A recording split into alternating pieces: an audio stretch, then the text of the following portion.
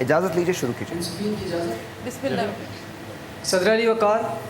موضوع سخن کا پہلا لفظ سوشل میڈیا۔ ذی شعور ترقی یافتہ ممالک ہو یا ترقی پذیر، جمہوریت پسند ہو یا آمرانہ سوچ رکھنے والے ممالک، غرض کے ہر نظام حکومت میں سوشل میڈیا کا کردار بڑا اہم ہوتا ہے۔ یہ ملک میں چھوٹے ستون کی حیثیت رکھتا ہے، اور ترقی کے اس دور میں سوشل میڈیا نے بھی ترقی کے مراحل بڑی تیزی سے طے کیے ہیں کہ صدر علی وقار سوشل میڈیا کا کام جہاں عوام کو ملکی اور سیاسی حالات سے آگاہ کرنا اور سچ بات ان تک پہنچانا ہے، وہیں سماج اور معاشرے کے افراد کی اصلاح اور زندگی کے سفر کے لیے صحیح سمت کا تعین کرنا بھی ہے۔ جی ہاں صدر علی وقار، یہی سوشل میڈیا سماج اور معاشرے کے افراد کو اپنی مثبت سوچ اور تحریروں سے سنوارتا بھی ہے اور بگاڑ کا سبب بھی بن سکتا ہے۔ کہ صدر علی وقار، میں یہ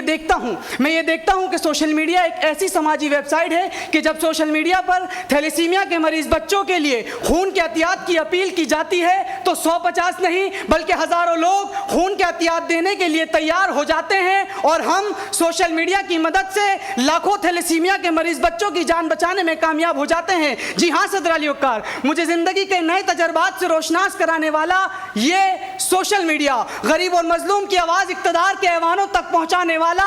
یہ سوشل میڈیا، میری زندگی بھر کی یادوں کو محفوظ کرنے والا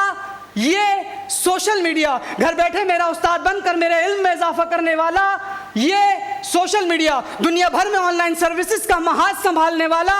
یہ سوشل میڈیا، دینی اور دنیاوی علم کا سمندر محفوظ کرنے والا یہ سوشل میڈیا۔ مگر صدر علی وقار، آئیے اب سوشل میڈیا کے منفی اثرات کی طرف نظر ڈالتے ہیں۔ تو صدر علی وقار، سوشل میڈیا اور میں یعنی انسان، سوشل میڈیا یعنی سماجی رابطے کی ویب سائٹ۔ مگر صدر علی وقار، اس سماجی رابطے کی ویب سائٹ نے سماج کے رابطوں کو ختم کر دیا ہے۔ چونکہ صدر علی وقار، میں آج اپنے گھر میں بیٹھے اپنے امریکی دوست سے رابطے میں تو ہوں، مگر جناب والا اپنے سماج سے، معاشرے سے اور گھر والوں سے بہت دور ہوں۔ کہ صدر علی وقار، اسی سوشل میڈیا سے آج ہماری نئی نسل پر بہت سے منفی اثرات ظاہر ہو رہے ہیں کہ ہماری نئی نسل سوشل میڈیا کے مثبت اثرات سے مستفید ہونے کے بجائے ٹک ٹاک پر غیر اخلاقی ویڈیوز اور ناچ گانا کرتے دکھائی دیتی ہے، جس سے یہ ظاہر ہوتا ہے کہ سوشل میڈیا جہاں ہماری صلاحیتوں کو ابھارنے کا ذریعہ ہے، وہیں ہماری